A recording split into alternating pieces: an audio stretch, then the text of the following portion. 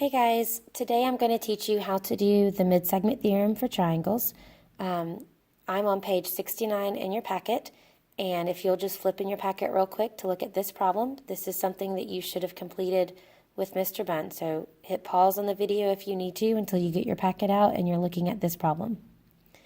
If you haven't completed this problem, it tells us to find the vertices of a triangle with side lengths that are twice as long. And this time it wants us to use A as a center of dilation.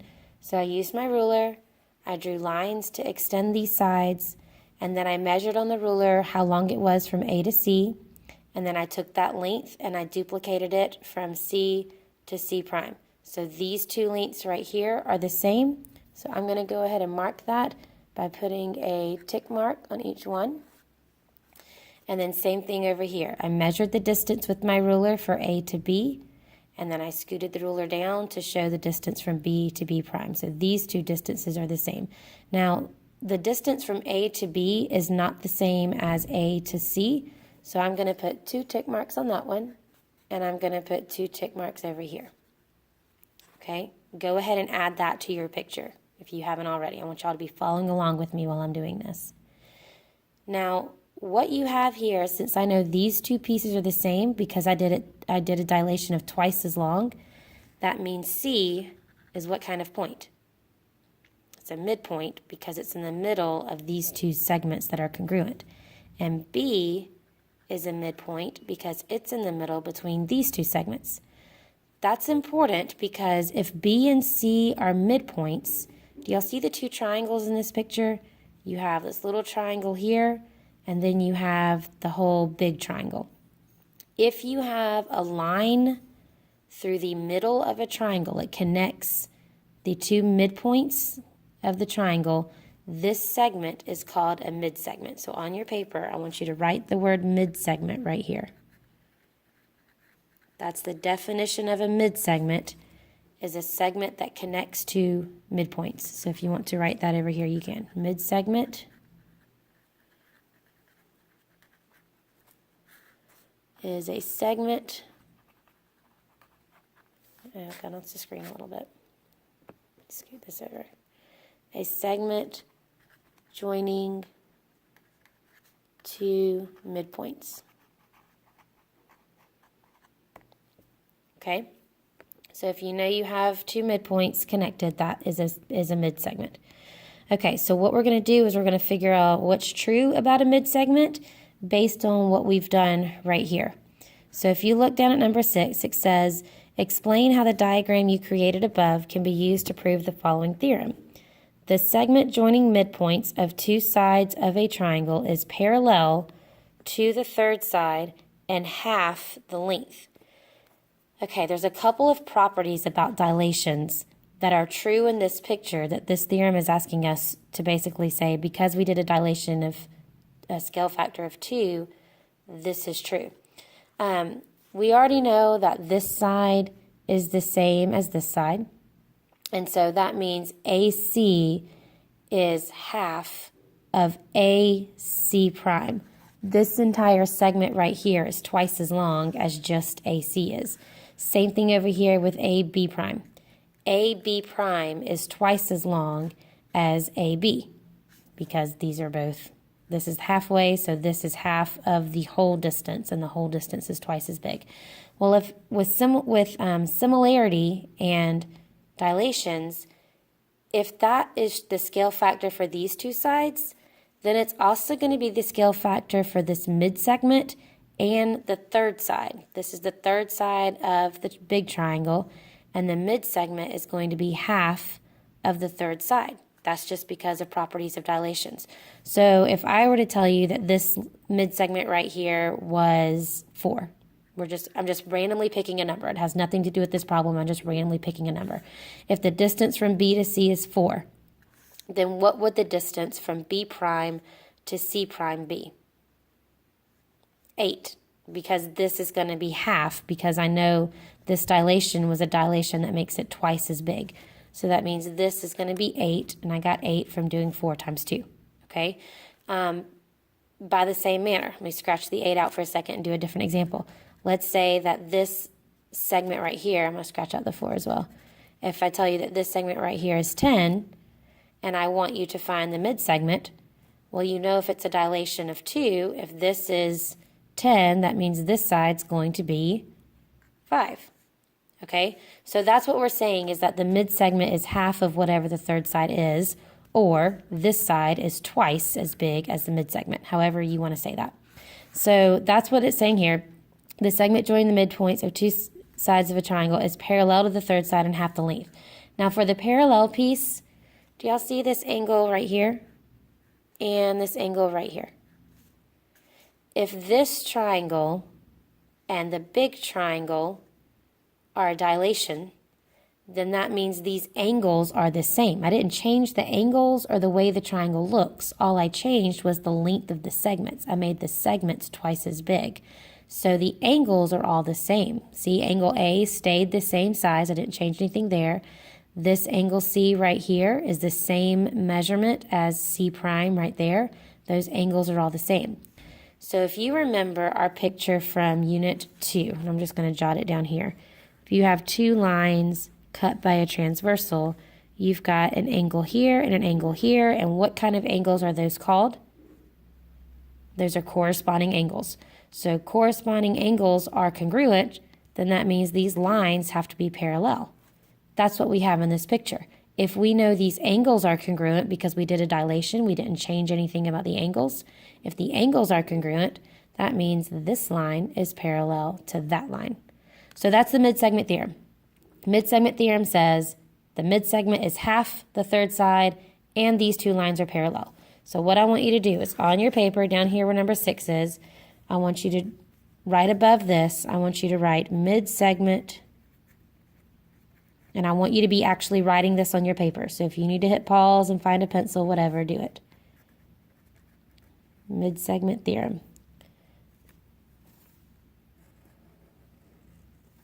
All right, so that's your midsegment theorem. So when I come back and I see you guys on Monday, I'm going to ask, what's the midsegment theorem? And you're going to tell me it's half the length of the third side and the two lines are parallel.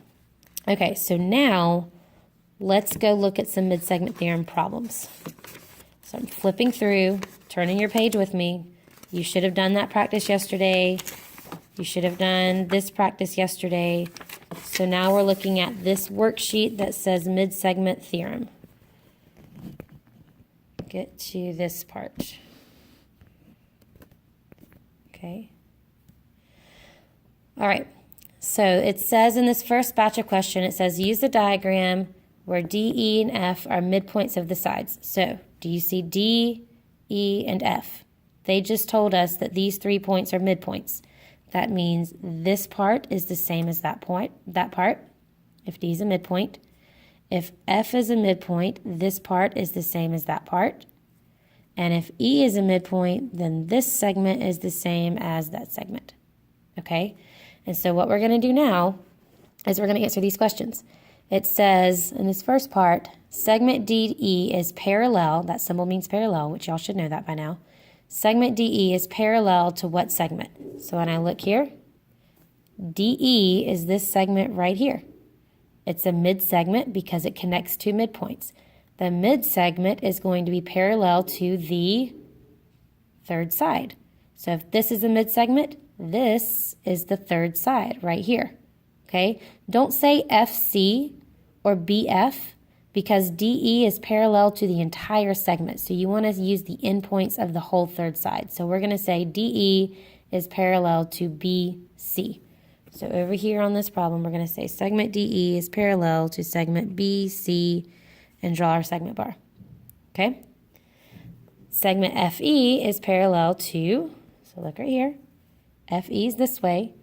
FE is parallel, it's a midsegment, it's parallel to the third side. The third side is going to be over here. So FE is parallel to BA. So we're going to go here and say FE is parallel to BA. Okay, and then it says, if AB is 14, then EF equals what? So let's go look at our picture. AB is 14. If this entire thing right here is 14, then EF, this piece right here, is going to be what? So that's our third side. EF is the midsegment. Think about which one's the small one, which one's the big one. This is obviously the big one, so this one is going to be 7.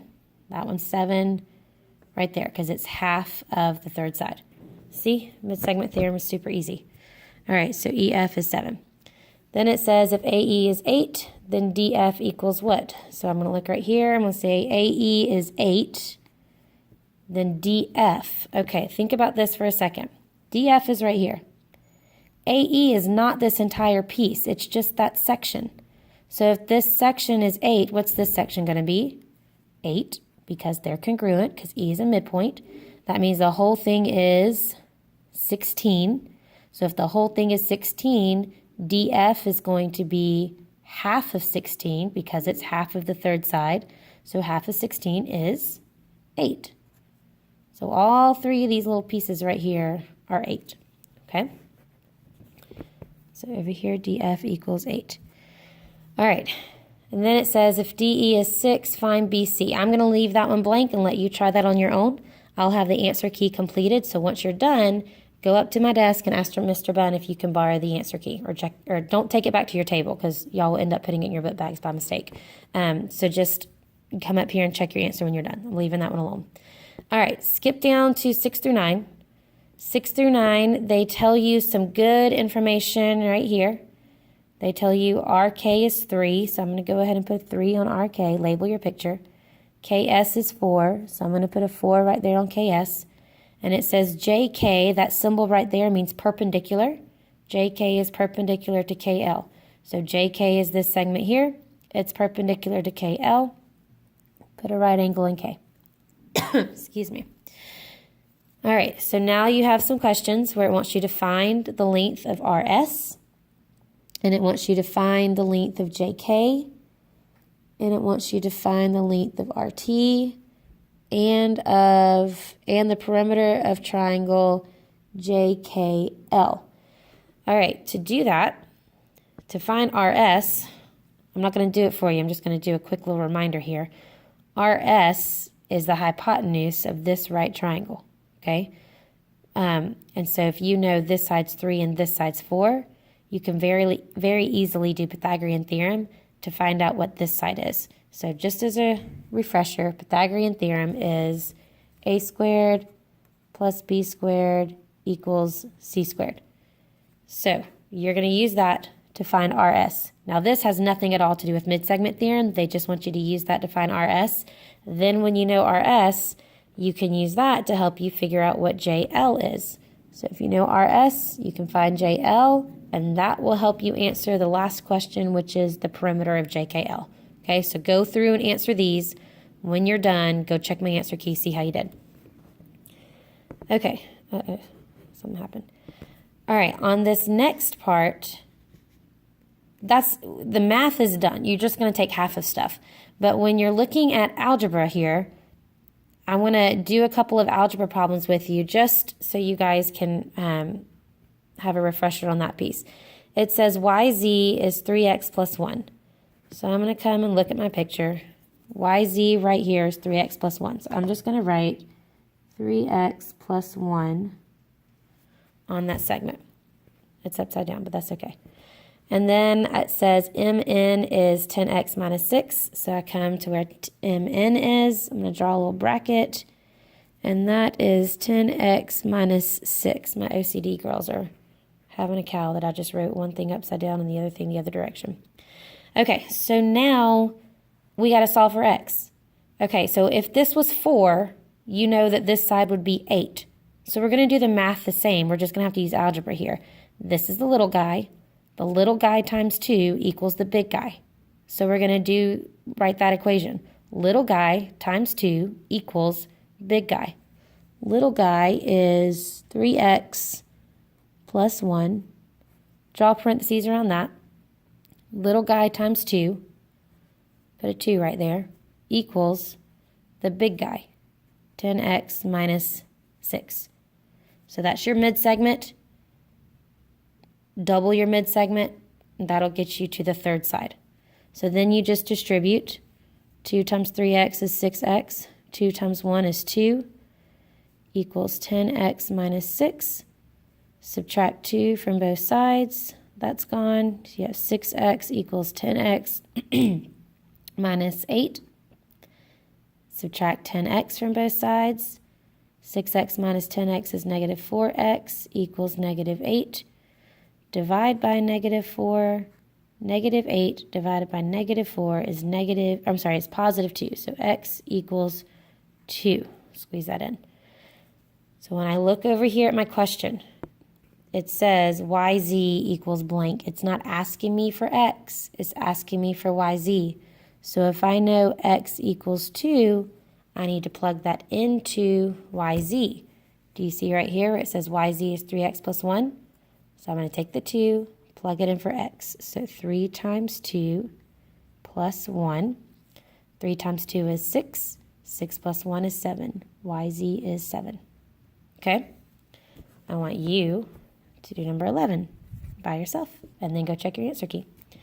Okay, that's the segment part. That's as hard as I get with the segments, okay? 12 and 13, it's asking about angles. So I need you guys, this is new information, I need you guys to think about the angles here. Remember how we said that this side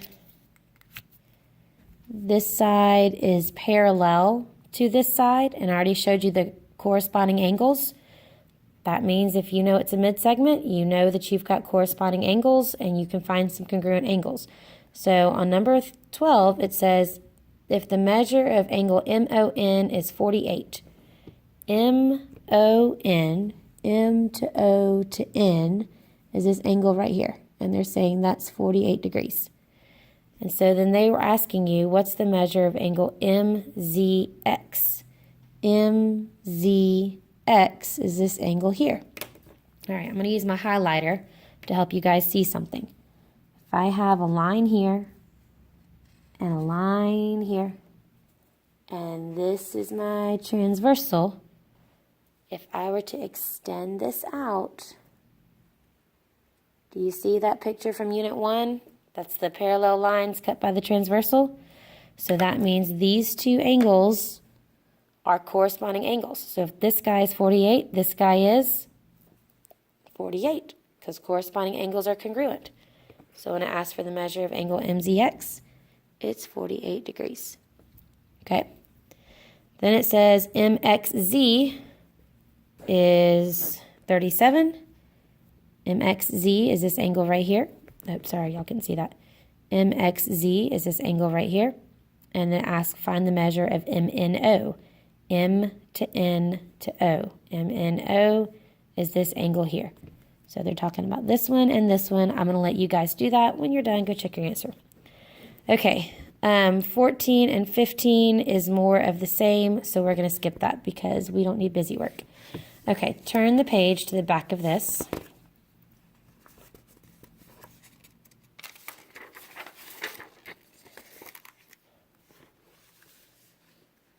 All right, the first part of this is just a recap of vocabulary, making sure you know what midsegment is. This is a really good idea to do.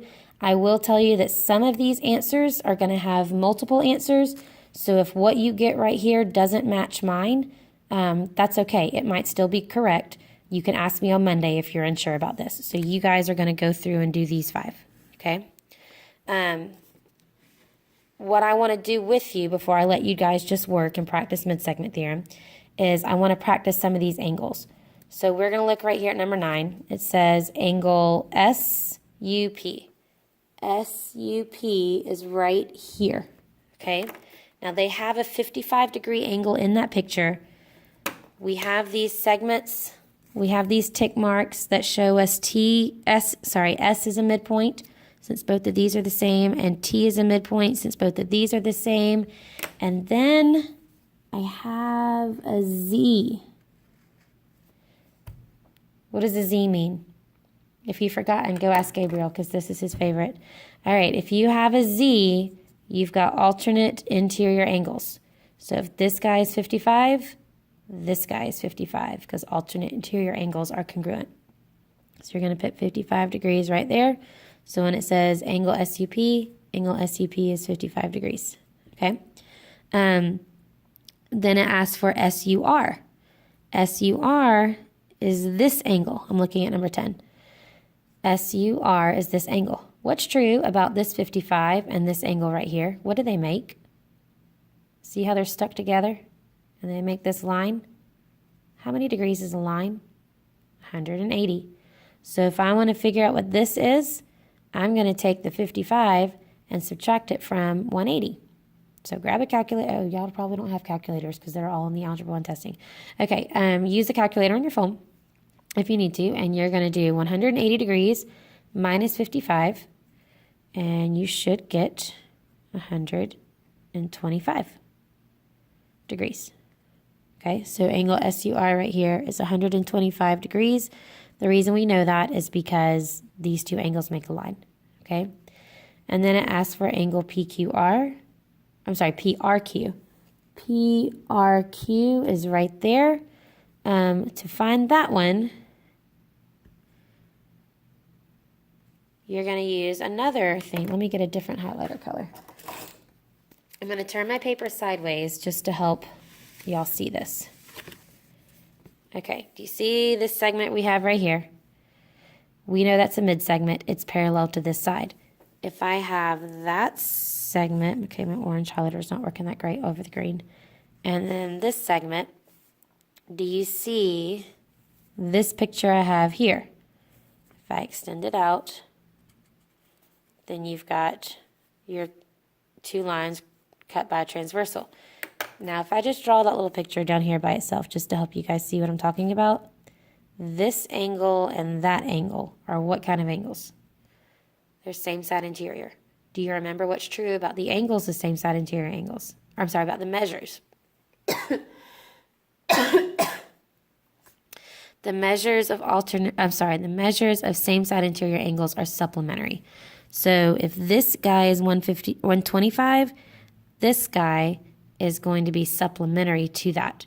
So this is going to be 55 because 125 and 55 make 180. The other way you could do that is probably a lot easier. See that 55 right there? And this angle? Those are corresponding angles, so they're going to be congruent. So you've got same side interior angles you can use. You have corresponding angles you can use. You have alternate interior angles. And you've got a linear pair, two angles that make a line. So you're going to use all those kinds of different angles to answer the rest of this page. So on these two worksheets, the only problems I'm not making you guys do are number 14 and 15 right here. Those are the only ones you don't have to do. But the rest of them I want you to do, and when you're done, go check your answers. Now, before I end my video, because it's already longer than I anticipated, but just to kind of help you guys on what you guys did yesterday, for these, you shouldn't have had any trouble on these because this is just like what we did in class. You just draw the lines through the segments, and then you measure this length, and then you do it whatever the scale factor is. So if it wants twice the length, you just do it again, and then that's how you get your new point. But this back one is something that we kind of didn't talk about, but just, y'all should have been fine. I put a hint right here that says draw lines through corresponding points. So on this one, it wants me to find the center and what the scale factor is. I already have the two triangles drawn. So get your ruler, draw a line through the corresponding points. So draw a line connecting C to C prime, D to D prime, E to E prime. Make your lines long, and where your lines all intersect, that point right there is your center. Okay, so that's your center of dilation. And then to find the scale factor, you just need to measure. You can measure with a ruler or you can measure with a piece of paper like I showed y'all on Wednesday. Measure the distance from center to C prime, and then measure the distance from center to C, or take that distance and see if it matches there. In this case, it does. The reason the scale factor is 1/2 and not 2 is because this is my original.